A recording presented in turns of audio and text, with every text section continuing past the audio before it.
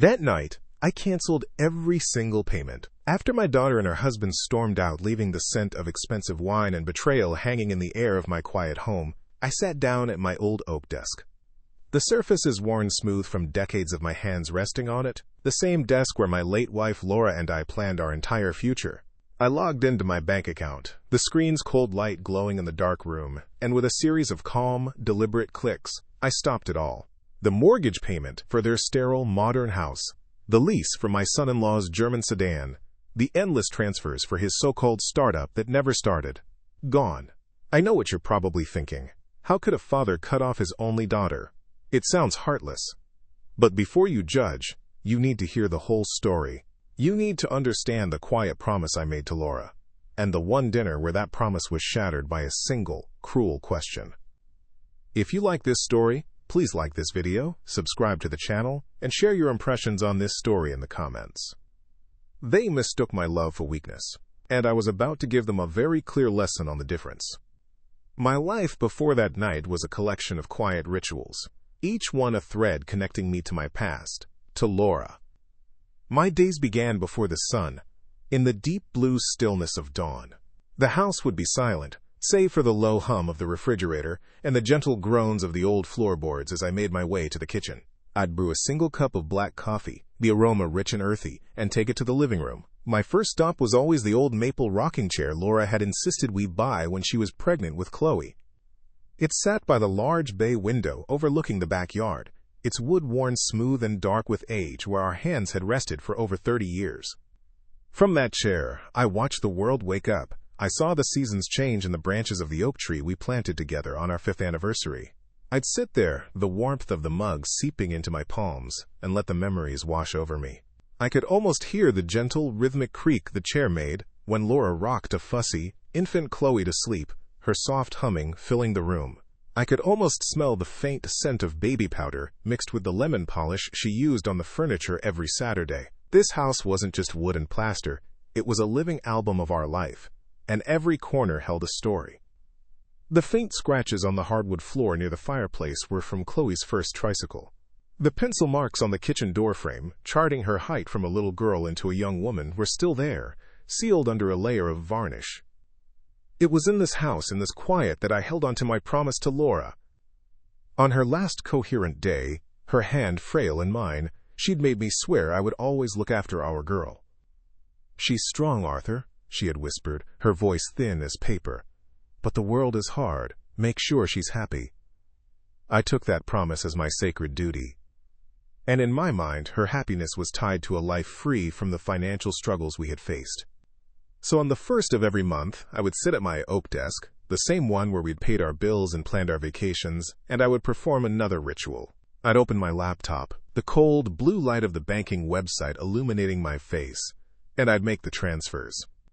The first was for $2, $450, the mortgage payment for their house in the new, upscale subdivision on the other side of town. The second was for $680, the lease for Mark's silver sedan. Then came the miscellaneous transfers, usually amounting to another $1, $500 or $2,000, for what Mark called seed money for his business ventures. It all came from the retirement fund Laura and I had so carefully built, contributing a small amount from every paycheck since 1985. We had dreamed of using that money to buy a small cottage by the sea, to spend our golden years listening to the waves. Instead, I was watching it drain away, funding a life I didn't recognize for a daughter who felt more and more like a stranger. I told myself it was for Laura. I told myself this was what she would have wanted. I remember Chloe when she was 6, running through our backyard in a bright yellow raincoat, her laughter echoing as she chased butterflies after a summer storm. Her world was so simple then, her happiness found in the smallest things, a bedtime story, a shared ice cream cone, the way I'd lift her onto my shoulders so she could touch the leaves of the big oak tree. That was the girl I was still funding, not the woman who now spoke of brands and brunch, whose calls were always a prelude to a request, and whose eyes, when she looked at me, seemed to skim right past the father she knew to the bank account she needed. Preparing for their monthly dinners became my way of trying to bridge that gap, to bring back a piece of the warmth we'd lost. I'd spend the entire afternoon cleaning, polishing the silver Laura had inherited from her mother, and cooking. I always made her favorite, A slow-roasted chicken with rosemary and thyme, the smell filling every room, a ghost of happier times.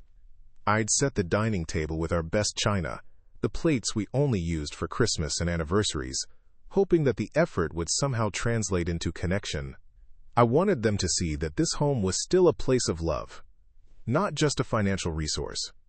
I'd stand in the kitchen, listening to the grandfather clock in the hall, the one Laura picked out at an antique fair in 1987. Tick away the minutes, and I would hope. I'd hope that this time, it would be different. That I'd see a flicker of the little girl in the yellow raincoat. But that night, I would learn that hope had a price, and I had been paying it for far too long. The cracks started appearing long before that final, disastrous dinner. They were hairline fractures at first, easy to ignore, easy to plaster over with the excuse that I was just an old man set in his ways. It began with the phone calls. They used to be spontaneous, just Chloe calling on her way home from work to see how my day was. But over the last year, they had become scheduled, predictable. The phone would ring on a Thursday afternoon, and after a few pleasantries, the real reason for the call would emerge, wrapped in a casual tone that didn't quite hide the demand. "Dad, Mark was thinking his laptop is getting so slow and there's this great deal on a new one. It would really help with his pitch decks." The requests were always framed as investments in their future, a future I was apparently obligated to finance. Last spring it was a critical networking opportunity, a weekend trip to a wine country resort that cost me $2,800. I saw the pictures later on Chloe's social media. Her and Mark laughing, glasses raised, with a caption that read, "Living our best life." There was no mention of the father who made it possible, the man who ate a simple sandwich for dinner that night so their best life could continue uninterrupted. I remember sitting in Laura's rocking chair, scrolling through those glossy photos on my old tablet, the screen reflecting my tired face. The chair gave a low groan as I shifted my weight, a sound that had once soothed me but now sounded like a sigh of disappointment. I felt a cold knot tighten in my stomach. It wasn't about the money. It was about the invisibility. I had become a transaction, a faceless benefactor behind their curated happiness. Their visits to the house also changed. They used to walk in, and Chloe would immediately head to the kitchen to steal a cookie, just like she did when she was 10. Now, they entered with the careful hesitation of visitors in a museum. Mark would stand in the entryway, his eyes scanning the familiar, comfortable clutter of my life with a look that bordered on disdain. "You know, Arthur, you could really open this place up if you got rid of some of this old stuff," he said once, gesturing vaguely towards the bookshelf Laura and I had built by hand. He ran a finger along the solid oak, a piece of wood we'd sanded and stained together over an entire weekend in the summer of 1992. To him, it was just old stuff. To me, it was a monument. I looked to Chloe, hoping for a word of defense, a fond memory of her helping us hold the planks. She just gave a non-committal shrug. "He has a point, Dad. It is a little dark in here." Each comment was a small paper cut, insignificant on its own, but together they bled me of my patience. One evening, Mark was talking about his latest business idea, something about an app that curated luxury experiences. He was pacing my living room, his expensive leather shoes squeaking on the hardwood floors. He stopped in front of the grandfather clock, the one that chimed on the hour, its steady rhythm, the heartbeat of my home for 3 decades. "This thing is loud," he declared, not as a question, but as a verdict. "Don't you ever just want to turn it off?" I felt a surge of anger, hot and sharp. Laura had found that clock at a dusty antique shop and spent a month's savings on it. Its chime was the sound of her legacy. I just shook my head, my voice tight. "No, Mark, I don't." Chloe shot me a look, a subtle warning in her eyes that said, "Don't be difficult." I was the one being difficult for wanting to keep the sound of my wife's memory alive in my own home. The final crack before the chasm appeared 2 weeks before that dinner. My property tax bill had arrived. It was $5, $312, due by the end of the month. It was a significant expense, one I planned for every year. I happened to mention it to Chloe on the phone. There was a pause, and then I heard her whispering to Mark in the background. She came back on the line, her voice suddenly bright and slick. "Dad, we were just talking. Mark's birthday is coming up, and he's been dying to get this Swiss watch. It's an investment piece, really. It's only $6,000. Since you have that tax bill anyway, what's another few thousand? I held the phone, speechless. The audacity of it, the cold, calculating logic that connected my financial obligation to their material desires, left me breathless. It wasn't a request anymore. It was an expectation. They saw my life savings not as my security, but as their shopping budget. I mumbled something about needing to think about it and hung up. I didn't send the money for the watch. And for the first time in 2 years, their monthly dinner felt less like a family gathering and more like a summons.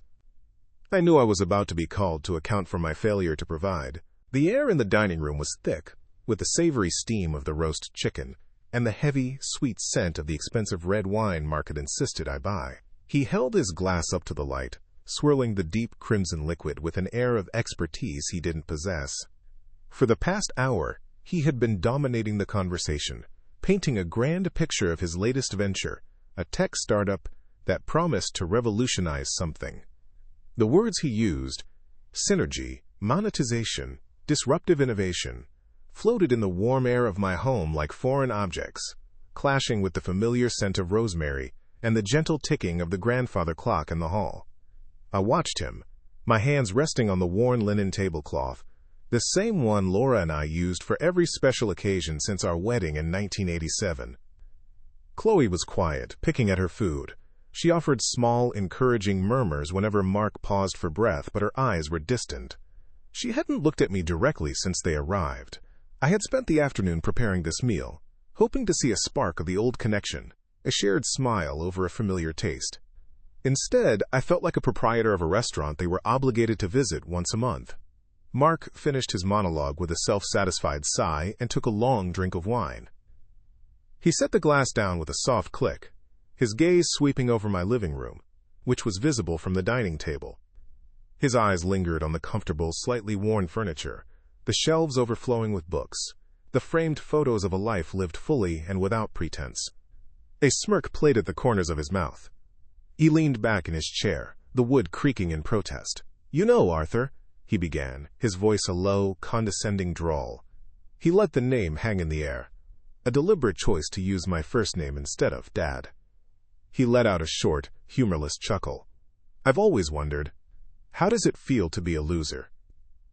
The question landed in the center of the table and shattered the fragile peace. The ticking of the clock suddenly seemed deafening, each tick a hammer blow against the silence.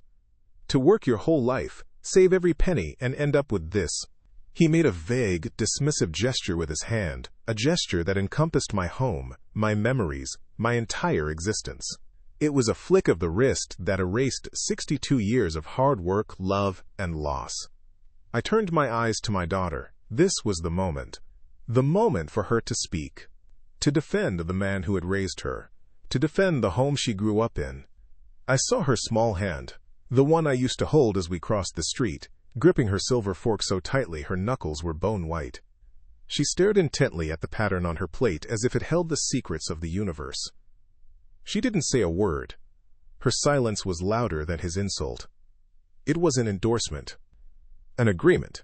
In that one deafening moment of her inaction, the image I held of her, the little girl in the yellow raincoat, the teenager I taught to drive, the young woman whose college tuition I paid with my overtime, crumbled into dust. The promise I made to Laura twisted in my chest.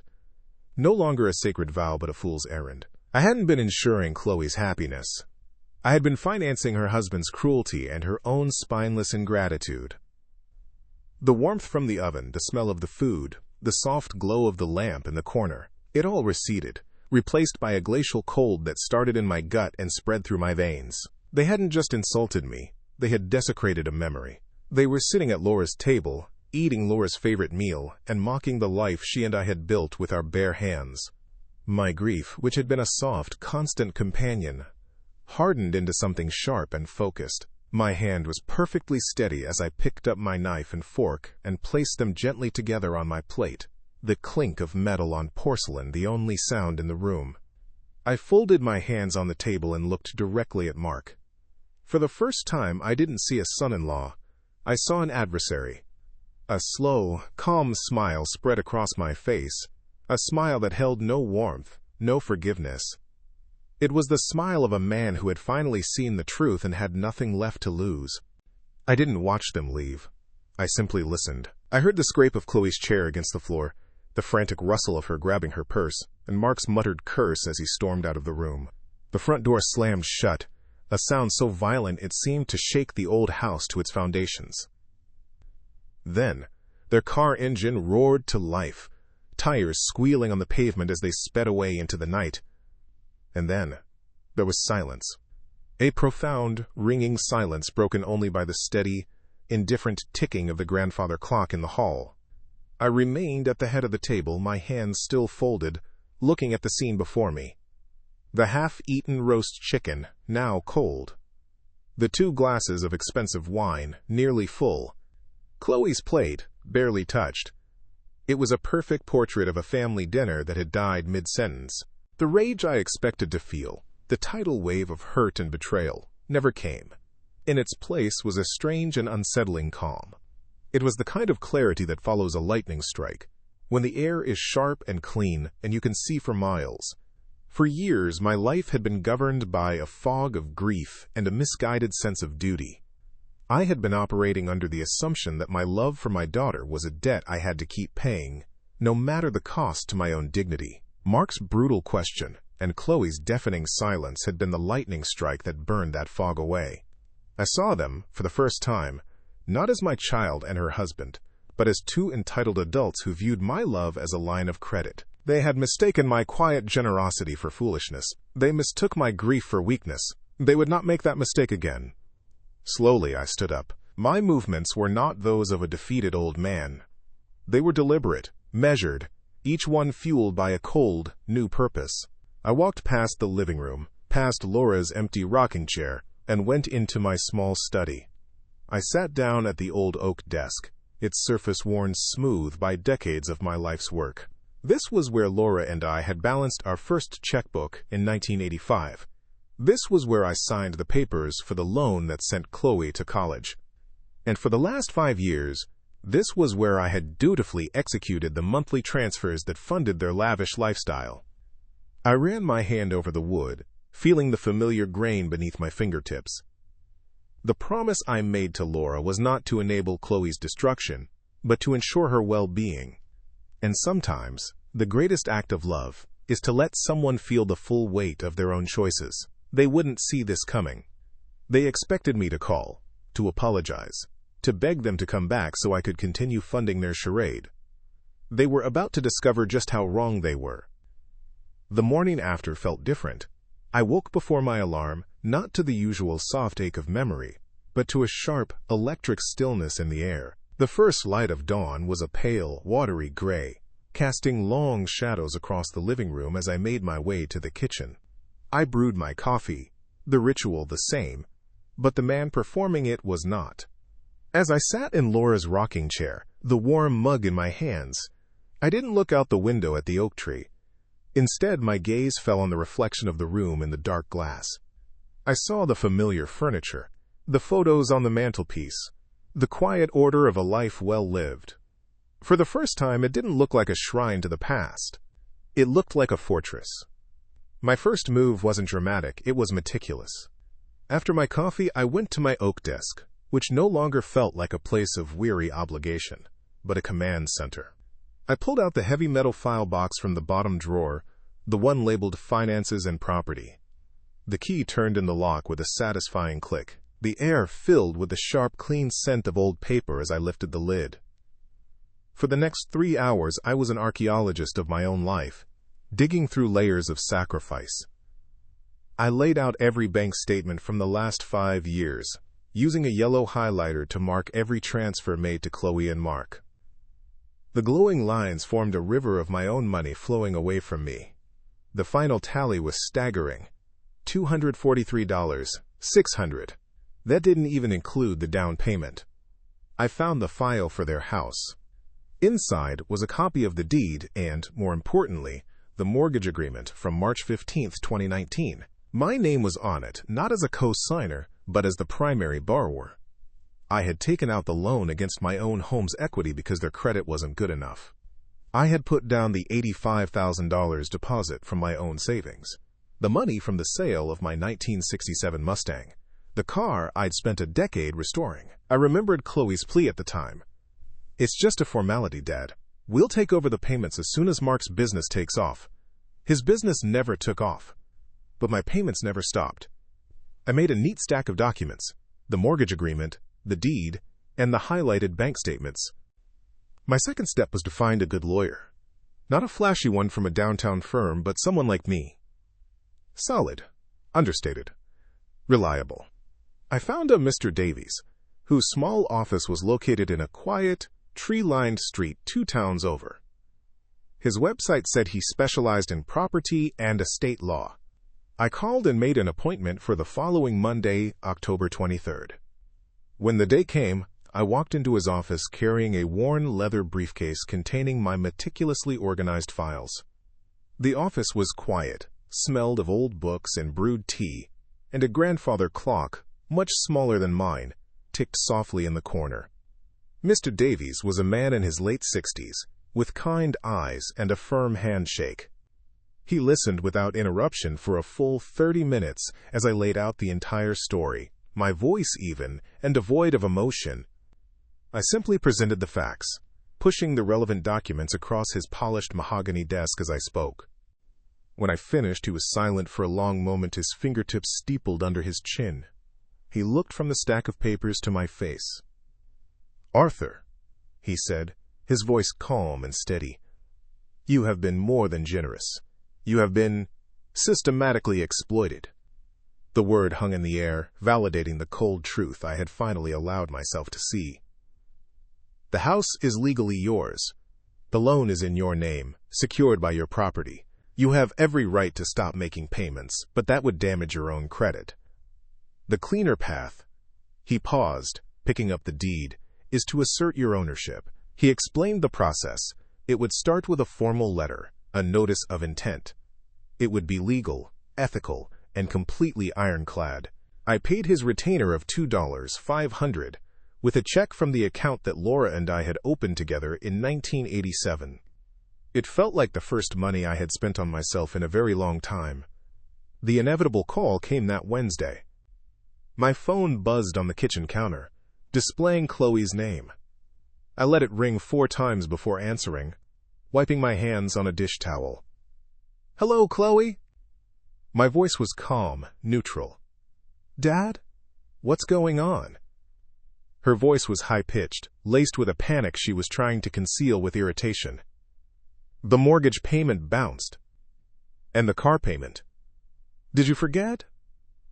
I could hear Mark shouting in the background, his words muffled but his anger clear. "No, Chloe.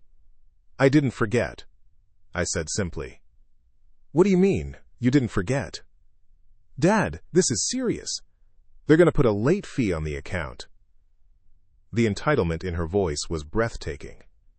There was no concern for me, no question about why, just annoyance that the cash machine had malfunctioned. "That sounds like a problem you and Mark will need to solve," I replied, my tone unwavering. There was a stunned silence on the other end of the line. Before she could recover, before the accusations and the manufactured tears could begin, I said, "I have to go now. Goodbye." And I ended the call. I placed the phone back on the counter, and my hand didn't even tremble. The first stone had been thrown into the placid waters of their life. Soon, they would feel the waves. 2 days later, on November 1st, a thick cream-colored envelope was sent from Mr. Davies' office via certified mail. I saw a digital copy of the letter before it was sent. It was a masterpiece of cold, legal precision. Printed on heavy bond paper with the letterhead Davies and Associates Attorneys at Law, it was addressed to both Chloe and Mark at 124 Willow Creek Lane. The language was stripped of all emotion, a stark contrast to the years of tangled family history that led to its creation. It began, "Dear Ms. Chloe Miller and Mr. Mark Miller, please be advised that this firm represents Mr. Arthur Vance, the legal and sole owner of record for the property you currently occupy." It went on to state in no uncertain terms that as of the date of the letter, my informal agreement allowing them to reside in the home was officially terminated. The letter cited the original mortgage agreement, document number 774B2-91, dated March 15, 2019, clearly identifying me as the primary borrower and title holder. It concluded with the most critical sentence: "You are hereby given notice to vacate the premises within 30 days by no later than 5 p.m. on December 1, 2023. A final line directed all future correspondence to Mr. Davies' office. There was no room for negotiation. It was not a request, it was a legal order. The certified mail receipt confirmed it was delivered and signed for at 11:42 a.m. on November 2nd. Then, a profound silence fell. For 3 days I heard nothing. I went about my life, the quiet rhythm of my days now underscored by a tense anticipation. I cleaned the house, polished the silver, and even took on the task of oiling the inner workings of the grandfather clock. As I worked, its steady, rhythmic ticking seemed to sync with my own heartbeat. It was no longer a sound of passing time, but of time being reclaimed. Each tick was a second of my life that was now fully my own, not mortgaged to their whims. I would sit in Laura's rocking chair by the window, not lost in memories of what was, but planning for what would be. I watched the autumn leaves fall from the great oak tree, each one a small letting go. I was shedding the weight of my misplaced obligations, leaf by leaf.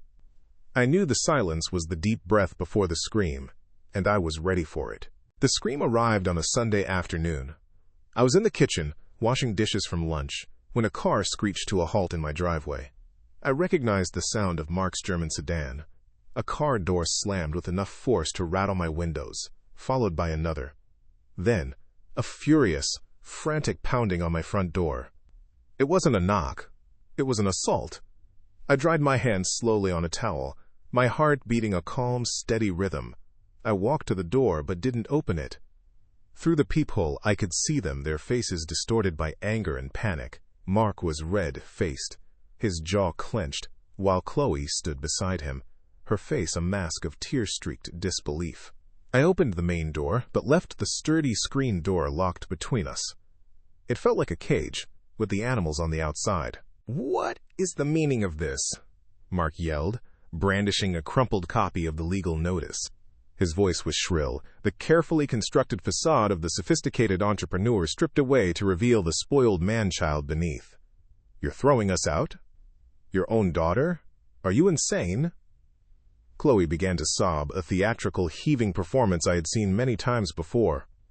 "Daddy, please," she wailed, her hand reaching for the screen door handle. "How can you do this to us? We'll be homeless. What would Mom think of you right now?" The question, meant to be a dagger, glanced off the new armor I wore. It no longer held any power over me. I looked at her. At the beautiful face so much like her mother's, now twisted by a greed I had failed to see for far too long. The little girl in the yellow raincoat was well and truly gone. My voice when I spoke was quiet, but it cut through their noise like a razor. "Your mother," I said, looking directly into Chloe's eyes, "would be profoundly ashamed of what you have allowed yourself to become." The crying stopped abruptly, replaced by a stunned, open-mouthed silence. I then turned my gaze to Mark, who seemed to shrink back under its weight. "The house is legally mine. The mortgage, which I have paid every month for 5 years, is in my name. You were living there as guests, a privilege you have abused beyond measure. That privilege is now revoked." I spoke the words as if I were reading a weather report. "Factual, impersonal, final. You have until December 1st to vacate the premises. That is a generous amount of time to find a new place to live." Mark sputtered, his rage returning. "You can't do this. We'll sue you. We'll tell everyone what a monster you are." I almost smiled. "On what grounds would you sue, Mark? For my failing to continue giving you a free house? I don't think you'll find a judge in this state who considers that a legal right." I reached into my shirt pocket and pulled out a single business card. Mr. Davies had given me a stack of them. I slid it through the mail slot at the bottom of the screen door. It landed on their welcome mat. "This is the name and number of my attorney. Any further communication, threats, or pleas should be directed to him. Now I'm asking you to leave my property." For a moment, they just stood there, speechless, the reality of their situation finally dawning on them. The well was dry. The bank was closed. Chloe looked at me one last time, her eyes filled not with remorse, but with pure, unadulterated hatred. Then she turned, and they stormed back to their car, shouting curses that were lost to the wind as they sped away. I watched until the car was out of sight. Then I closed the solid oak door. The click of the deadbolt sliding into place was the most satisfying sound I had heard in years. My work wasn't finished. The next morning, Monday, November 6th, I made another call. I had the lease agreement for Mark's sedan in a file on my desk. The agreement number was F789G4512 with a monthly payment of $680.34 due on the 15th of each month. I called the finance department of the luxury car dealership. I calmly explained to the representative that while I had been making courtesy payments, the official lessee on the contract was Mark Miller, and as of November 1, 2023, I would no longer be making those payments. I followed up the call with a certified letter, drafted by Mr. Davies, formally dissolving any implied financial responsibility. I knew what would happen next. After a 30-day grace period, the repossession process would begin. The thought of that silver sedan, Mark's most prized symbol of unearned success, being towed from their driveway brought me a grim, quiet satisfaction. It was a public consequence for a private betrayal. The final step, for now, was to treat the house on Willow Creek Lane not as a family home, but as what it was, an asset. My asset. I contacted a reputable property management firm, Beacon Homes, and scheduled an appointment. A woman named Sarah came to my house on November 9th. We sat at my dining room table, and I laid out the situation. I wanted them to handle the property once it was vacant. They would conduct an inspection, arrange for any necessary repairs, and find suitable tenants. She ran a market analysis right there on her tablet. The estimated monthly rent for a 3-bedroom, 2-bath house in that subdivision was between $103. $300. I signed an agreement with them, paying a fee of $500. The money that once went to Mark's imaginary startup was now being invested in my own future. That evening, I sat at my oak desk, the same desk where I had once sent my life savings into a black hole of their entitlement. Now, it was my war room. I had a new file open on my laptop, a spreadsheet. It tracked every legal fee, every notice sent, every date, every action taken. It was a meticulous, logical, and unstoppable plan. They had called me a loser. They were about to learn that this loser kept very good records. If you liked this story, don't forget to leave your like, subscribe to the channel, and write in the comments what you thought. I really want to know your opinion. Here you will always find stories that move, surprise, and bring lessons to take with you for life. The days that followed the confrontation at my screen door fell into a new, quiet cadence. The frantic pounding on my door was replaced by the steady ticking of the grandfather clock, a sound I now found deeply reassuring. I spent my time methodically, sorting through old boxes in the attic, rediscovering parts of myself I had packed away with Laura's belongings. I was not waiting for their next move. I was preparing for my next chapter. The silence from their end was heavy, unnatural. I knew it wasn't acceptance. It was the quiet of a predator regrouping, planning a new angle of attack. It came 10 days after the eviction notice was delivered, on a Tuesday afternoon when a cold, damp wind was stripping the last of the autumn leaves from the oak tree in my yard. I saw the silver sedan pull up to the curb, moving slowly, cautiously, as if approaching a dangerous animal. This time, they didn't rush the door. They walked up the pathway together, their steps measured. Chloe was in the lead, her face pale and carefully composed. Mark hung back slightly, his hands shoved in the pockets of his expensive coat. A thunderous expression on his face.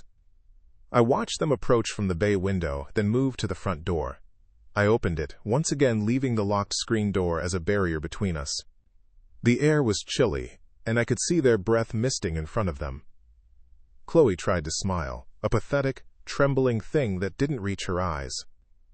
"Daddy," she began, her voice soft, practiced. "Can we please just talk? Without lawyers and letters? Just as a family." I remained silent, my hands resting lightly on the doorframe. My silence unnerved her.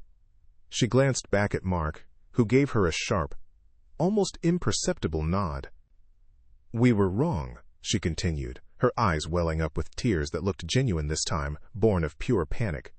Mark was under a lot of stress. He didn't mean what he said. We've been so worried about you, we got a notice about the car, Dad. The finance company is calling. She paused, waiting for me to react, to offer a solution. I simply looked at her. The car lease is in Mark's name, I stated, my voice flat. The delinquency notice would have been sent to him, as is appropriate. Her composure cracked. But you always paid it. We don't have $680 just lying around. Not with everything else. It was Mark who stepped forward then, pushing Chloe gently aside. He had decided the soft approach wasn't working. He tried to project an aura of reason, the magnanimous man willing to negotiate with a confused elder. Arthur, let's be practical, he said, his voice smooth as oil. You've made your point. We get it. We were disrespectful. But throwing your family out on the street, right before the holidays? It's a bad look. What will people think? He was trying to appeal to my sense of pride, of social standing. He had no idea I had shed those concerns the moment he called me a loser in my own home.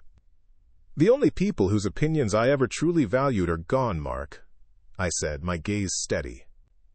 And I can assure you, the opinion of your social circle means absolutely nothing to me. His mask of civility slipped. A muscle in his jaw twitched. This is insane, he hissed, his voice dropping to a low growl. You're just going to throw away 5 years of investment? We've put our lives into that house. I almost laughed. The audacity was breathtaking. Your lives? I repeated, my voice dangerously quiet. Let's talk about investment, Mark. My investment was an $85,000 down payment from my savings. My investment was an additional $243, $600 in mortgage, car, and living expenses over the last 60 months. My spreadsheet is very detailed. Your investment, as far as I can tell, was living in a house you didn't pay for while driving a car you couldn't afford. Mark's face turned a mottled shade of red. He was cornered by facts, and he hated it. You'll regret this, old man, he snarled, jabbing a finger towards me. We'll get a lawyer. We'll sue you for every penny you have. We have rights as tenants. You have no rights, I said, the calmness in my voice a stark contrast to his sputtering rage. You were never tenants. You never signed a lease. You never paid $1 of rent. You were guests. And the invitation has been rescinded. Your 30-day notice to vacate expires at 5 p.m. on December 1st. I suggest you spend your time packing instead of making empty threats. I looked past him to my daughter, who was now openly sobbing, her face buried in her hands. They were not tears of remorse. They were tears of defeat. She had played her last card, and it was worthless. This conversation is over, I said, my hand moving to the doorknob. Direct any further questions to Mr. Davies. I closed the heavy oak door on their shocked faces, the sound echoing the finality of my decision. I turned the deadbolt, and the lock slid home with a heavy, final thud. The storm had tried to breach my walls one last time and failed. Outside I could hear them arguing, their angry voices fading as they retreated to their car. I walked into the living room and sat down in Laura's rocking chair, the familiar wood a comfort against my back. The grandfather clock began to chime the hour, its deep, resonant tones filling the quiet house. It sounded like victory. December 1st arrived on a wave of frigid air that bit at the bare branches of the trees. The sky was a flat, uniform gray, the color of old steel, threatening a snow that never came. I pulled my car up to the curb across the street from 124 Willow Creek Lane at precisely 4:55 p.m. I wasn't alone. In the passenger seat was Sarah from Beacon Homes, her presence a calm, professional buffer. Behind us, a van from a 24-hour locksmith service parked discreetly. The front yard of the house was a mess. 2 overflowing garbage cans stood by the curb, and a cheap, broken floor lamp lay on the browning grass, a casualty of their chaotic retreat. I took a deep breath, the cold air stinging my lungs. This wasn't about revenge. This was about reclamation. At exactly 5 p.m. we walked up the concrete path. I could feel the silence of the neighborhood pressing in. the sense that behind drawn curtains, people were watching. Sarah knocked on the door, a firm, polite series of raps that held no room for argument. After a long moment, the door was pulled open. Mark stood there, his hair unkempt, his face pale and haggard. He was wearing a wrinkled t-shirt and jeans, a far cry from the confident entrepreneur who had called me a loser. The house behind him was in a state of utter disarray. Half-filled boxes were strewn everywhere, their contents spilling onto the floor. The air smelled of stale pizza and desperation. He looked at me, his eyes burning with an impotent fury. "You're late," he sneered. "Come to gloat?" The deadline was 5 p.m., Sarah said, her voice clear and businesslike, stepping forward slightly so she was the one addressing him. "It is now 5:01. Per the legal notice, you are officially trespassing. We are here to take possession of the property and change the locks." Mark let out a harsh, disbelieving laugh. "You can't be serious. We're not done packing." He tried to block the doorway with his body, a pathetic last stand. From deeper within the house, Chloe appeared. Her face was swollen from crying, her eyes red-rimmed. She pushed past Mark, her hands clasped in front of her as if in prayer. "Daddy, please," she whispered, the word a fragile, broken thing. "Just a few more days. We have nowhere to go. Please, think of Mom. She would never want this. She would never want to see her family out on the street." That was it. The final, desperate invocation of her mother's memory, not as a source of love but as a tool of manipulation. The cold in my veins solidified into something unbendable. I took a step forward, my eyes meeting hers, and for the first time, she saw no flicker of doubt, no hint of the grieving father she had so expertly played for years. "You are right about one thing, Chloe," I said, my voice quiet but carrying through the cold air. "Your mother would never want this. She would be horrified. Not by me, but by you. She would be ashamed that her daughter would beg for a handout instead of standing on her own 2 feet. She would be disgusted that you would stand by silently while your husband insulted the man who gave you everything. You want to honor your mother? Start by having an ounce of her dignity." The words hit her harder than a slap. Her mouth fell open, a silent gasp of shock and disbelief. The tears stopped. Behind her, Mark's bravado finally crumbled, his shoulders slumping in defeat. They understood. The game was over. The well was dry. The last appeal had been denied. I glanced past them, into the living room. On the wall beside the fireplace, there was a long, fresh scratch in the drywall, a deliberate act of petty vandalism.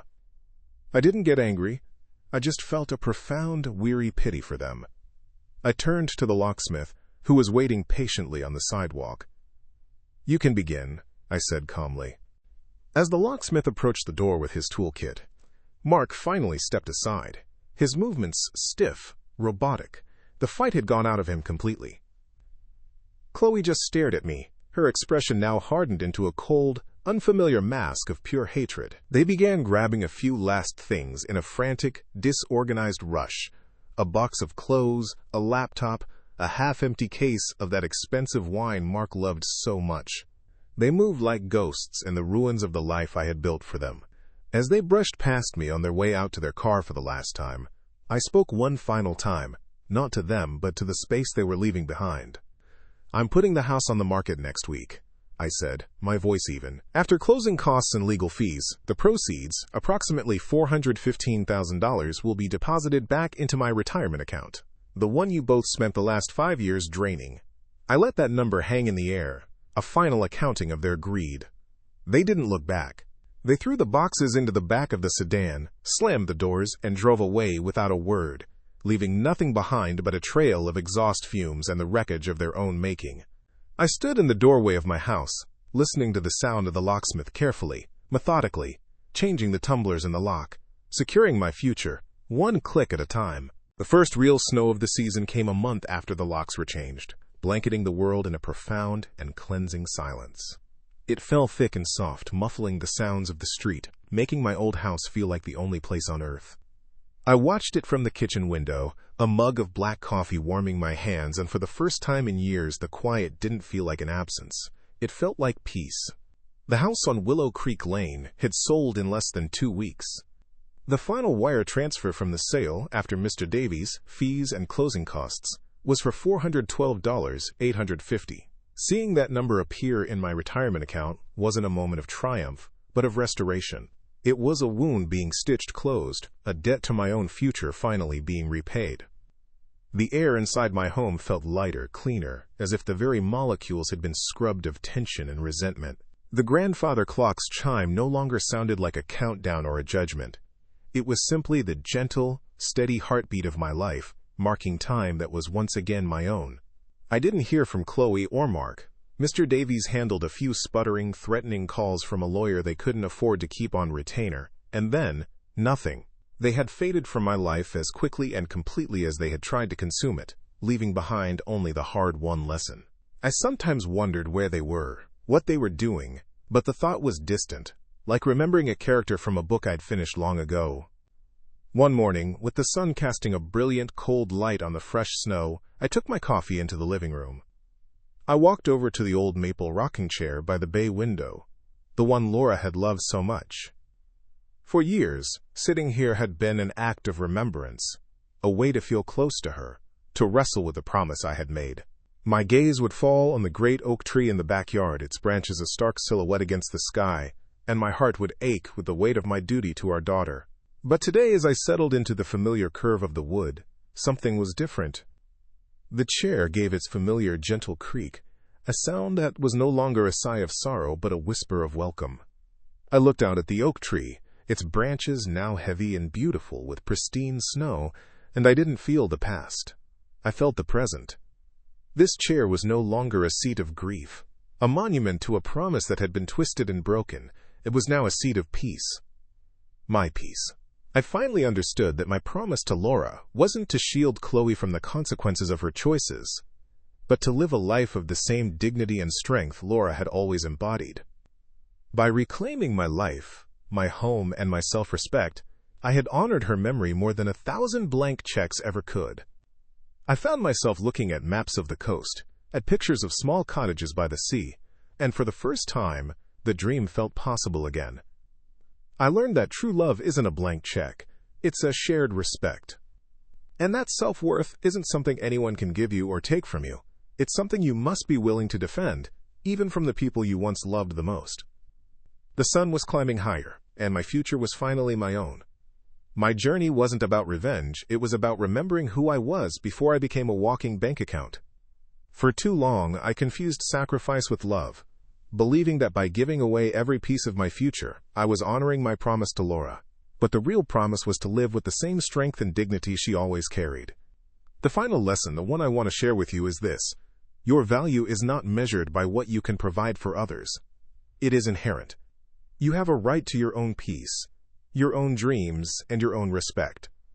Setting boundaries isn't an act of cruelty. It's a necessary act of self-preservation. You can love someone with your whole heart, but you cannot allow that love to become a justification for your own erasure. The moment your kindness is treated as an entitlement, that is your signal to reclaim your power. Don't wait for a cruel question at your own dinner table to remind you of your worth. Your life is your own masterpiece. Never hand the paintbrush to someone who only sees you as a blank canvas for their own desires. If you liked this story, don't forget to leave your like, subscribe to the channel, and write in the comments what you thought. I really want to know your opinion. Here you will always find stories that move, surprise, and bring lessons to take with you for life.